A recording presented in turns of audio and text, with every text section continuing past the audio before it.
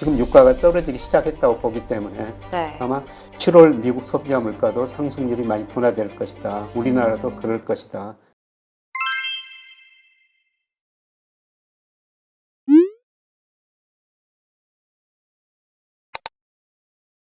그러면 방금 이제 인플레이션율, 물가 얘기해 주셨고, 그다음에 일평균 수출 금액 얘기해 주셨고, 세 번째로는 환율, 그리고 예. 외국인들의 뭐 매수가 들어오는지 이거를 얘기해 주셨는데 하나하나 좀 자세하게 예. 보면 좋을 것 같아요. 먼저 물가, 인플레이션율 관련해서 얘기해 주실 수 있나요? 우리나라 소비자 물가 5월 달에 5.4%나 올랐죠. 네. 98년 11월 6.8% 이후로 처음으로 가장 높은 상승률을 보였거든요. 그런데 어제 그젠가요? 기재부 장관이 모 방송국에 나와서 대담 프로그램에 나와서 네. 6월에서 8월까지는 물가가 6%도 넘을 것이다. 이렇게 전망을 해가지고 또 부정적인 시각들이 오늘 보니까 신문에 일면에 많이 보도가 됐던데. 그렇죠. 근데 6월 물가가 7월 초에 발표되거든요. 아마 6월 물가는 6% 안팎일 거예요. 6% 넘었을 수도 있습니다. 그러나 7월 물가부터는 저는 6월보다는 좀 상승률이 낮아지리라고 보고 있어요. 미국도 마찬가지입니다. 네. 그래서 7월 물가가 8월 초에 발표되거든요. 네. 우리나라는 올 초에 발표되고 미국 소비자 물가는 중순경에 발표가 돼요. 그런데 8월 초순 중순경에 가면은 우리나라 미국 소비자 물가가 발표되는데 6월보다는 다 낮아졌을 거라고 보고 있어요. 그래서 인플레이션율이 피크아웃 했다. 네. 그렇게 되면은 이제 뭐 경기도 둔화되고 있으니까 통화 긴축 정도가 좀 완화될 것이다. 그런 기대가 좀 작용하리라 보고 있어요. 제가 그렇게 보는 거는 저는 유가는 이미 고점 쳤다고 보고 있습니다. 얼마 전에 그 배럴당 국제 유가가 120달러, 130달러 근처까지 갔었는데요. 맞아요. 지난주 금요일 날은 하루에 6% 떨어졌고 그 뒤로도 좀 떨어지고 있거든요. WTI 기준으로 110달러 밑으로 떨어졌는데 저는 조만간 100달러 밑으로 떨어지리라고 보고 있어요. 그만큼 세계 수요가 위축되니까 원유 수요도 둔화될 거라고 보고 있죠. 그래서 제가 지난번에 혼자 이야기하면서 그때 세영가 없어가지고 혼자 외롭게 이야기했습니다만 그때 내년에 세계 그 주요 기관이 원유 수급 분석을 했는데 공급이 좀 수요보다 많을 거라는 겁니다. 수요가 그만큼 위축될 거라는 거죠. 이런 거 보면은 유가가 떨어질 것이다. 유가가 떨어지면은 미국 물가는 그 다음 달에 금방 반영해 버려요.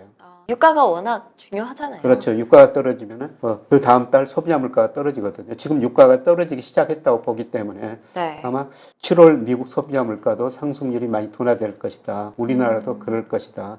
그래서 물가 상승률이 둔화되면은 뭐 요새 자이언트 스텝 아마 7월까지는 자이언트 스텝 할 텐데요. 그 금리 인상 속도가 앞으로 많이 둔화될 것이다. 그런 의미에서 인플레율이 낮아지고 금융 긴축에 기대한 그 과도한 우려가 좀 해소될 거라고 보고 있습니다. 네. 그래서 아마 7월 소비자 물가가 발표되는 8, 9월 이 무렵에는 주가가 반등할 수 있다. 이렇게 지금 보고 있는 것입니다. 네. 7월 물가가 발표가 되는 8월. 네. 8월 초가 우리나라고 8월 중순쯤이 미국이죠. 예, 그렇습니다. 그러면은 8월 중순쯤에는 반등을 확실히 글로벌적으로는 하게 되겠네요. 예, 우리나라뿐만 아니라 전 세계가 네. 앞서 말씀드렸습니다. 지나치게 단기적으로 떨어진 데다가 추세도 단기적으로 너무 많이 이탈됐거든요. 그 추세를 좁히는 과정도 되고 이런 요인이 작용하면서 주가가 반등할 수 있다. 문제는 이제 반등 폭이겠죠. 근데 그렇죠. 반등 폭이 얼마인지 이거는 뭐 가서 계속 지켜봐야 되겠습니다만 아까 제가 현재 말씀드렸던 거는 현재 일평균 수출 금액으로 하면은 뭐 2,750, 뭐 8월 같으면은 일평균 수출이 더 증가하니까 그 네. 이상 나올 수도 있는 것이죠.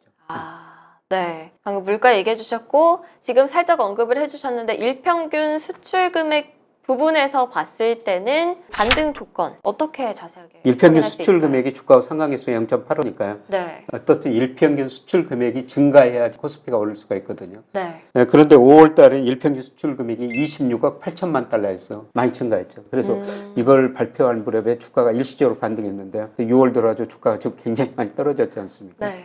근데 6, 7월에는 일평균 수출 금액이 오히려 5월보다 더 낮아져요. 그래서 주가가 떨어질 수밖에 없는데 물론 그 제가 모델로 예측한 겁니다. 8, 9월에는 이게 6, 7월보다는 더 증가하게 나오거든요. 그래서 이런 걸 보면은 8, 9월에는 주가가 일평균 수출 금액도 주가와 같이 움직이니까 주가가 상승할 수 있다. 이렇게 지금 전망을 해보고 있습니다. 네. 확실히 3분기죠. 3분기에는 반등을 기대할 수 있는 요소들이 좀 있겠네요. 예, 그렇습니다. 네. 그럼 마지막으로 교수님, 예. 환율 면에서는 어떻게 볼 수 있을까요? 환율의 최근 1,300원 일시적으로 넘었다가 오늘은 뭐 다시 10몇 원 떨어졌죠. 네. 근데 제가 아무리 생각해봐도 1,300원이라는 환율은 너무 높습니다. 깜짝 놀랐어요. 우리 무역 수지 적자나고 있지만 경상 수지는 그래도 400억 달러 이상 흑자날 거예요. 그리고 지금 우리 환율이 오르는 이유는 결국 달러가 강세거든요. 달러가 강세가 된 이유는 미국이 금리를 많이 올릴 것이다. 돈이라는 게 수익률을 높은 데로 이동하거든요. 눈이 있어가지고. 네. 미국이 금리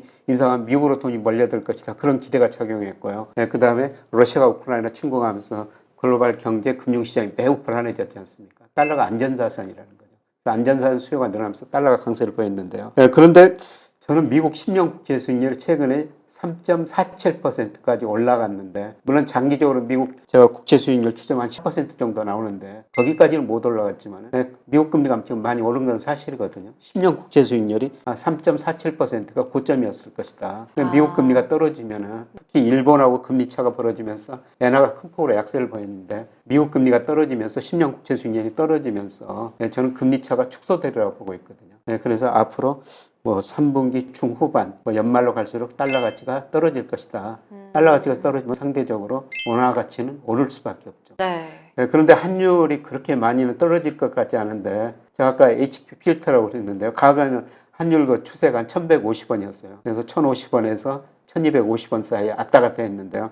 지금 추세가 한 1,200원 정도로 올라 버렸어요. 그러면 환율이 한 1,100원에서 상하 뭐 100원 정도, 1,100원에서 1,400원 뭐 이동적으로 움직일 가능성이 없는데요. 그 1,300원이라는 것은 제가 추정한 이런 것에서 상한선이라는 거죠. 그래서 조만간 1,200원 선에 저는 접근할 수 있다. 그래서 외국인 순매수하고 우리 원달러 환율하고 계산해 보면요. 원달러 환율이 외국인 순매수에 굉장히 영향을 줘요. 인과관계를 분석해 봐도 원달러 환율이 원이 되거든요. 그러니까 외국인들이 한국 환율이 떨어질 것이다. 이런 기대를 가지면 한국 주식을 산다는 것이죠. 네. 그래서 저는 3분기에 그동안 외국인들이 주식을 많이 팔았는데 3분기에는 외국인들이 주식을 살 것이다. 뭐 물론 뭐 굉장히 많이 사지는 않을 거예요. 네. 일부 또 외국인들은 저 한국 지정학적 리스크가 있지 않느냐. 그래서 저 북한이 조만간 핵실험한다고 그러지 않습니까? 네. 투자 심리가 그렇게 좋은 것 같지는 않아요. 예. 그리고 또 우리가 저 미국과 나토 뭐 이런 회의에 참석하다 보니까 앞으로 중국이 우리나라한테 어떤 보복을 해올지도 모른다. 이런 거 불안한 심리도 있거든요. 그래서 그렇게 생각하는 사람들은 한국의 환율이 많이 안 떨어질 거라고 생각하는데,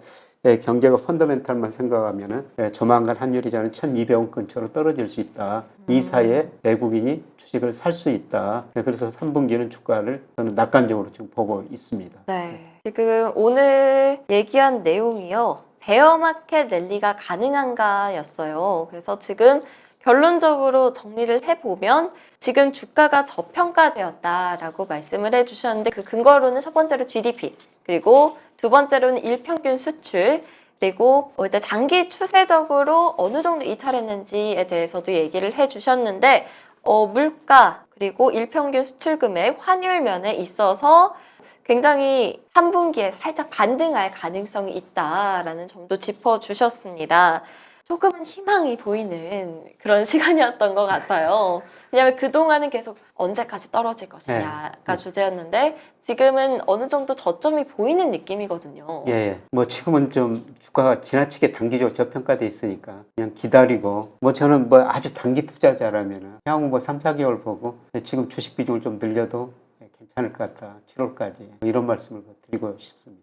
네. 오늘 정말 많은 얘기들 나눴는데요. 더 많은 내용, 좀 더 자세하고 깊은 내용들은 이제 교수님이 스터디를 운영을 하세요. 곧 이제 오픈이 될 텐데 그 스터디에서도 배워보실 수 있으니까 많은 관심 부탁드리고요.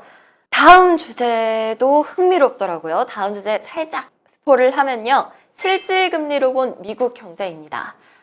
지금 금리 얘기가 워낙 많이 나오고 있고 중요하니까요. 미국 경제 관련해서 궁금하신 분들 꼭 다음 영상도 봐주시면 감사하겠습니다. 네, 오늘 교수님 감사하고요. 네. 다음 시간에 또 뵙도록 다음 시간에 하겠습니다. 또 뵙겠습니다. 네, 감사합니다. 고맙습니다. 경제스쿨 애독자 여러분들, 올해 투자하기 참 어렵다는 이야기를 많이 하시는데요. 위기를 기회로 바꿀 수 있는 준비를 잘 해두신다면 지금이 바로 부를 축적해 나갈 좋은 타이밍이다. 그 타이밍을 한 번은 실패로 놓치지 않으면 하는 간절한 바람으로 같이 공부하는 투자스쿨도 열심히 준비하고 있으니 투자가 어렵다고 생각하는 분들도 함께 해보셔도 좋겠습니다. 설명글을 확인해 주시고요. 그럼 여러분 모두들 늘 좋은 오늘 되시길 바랍니다. 감사합니다.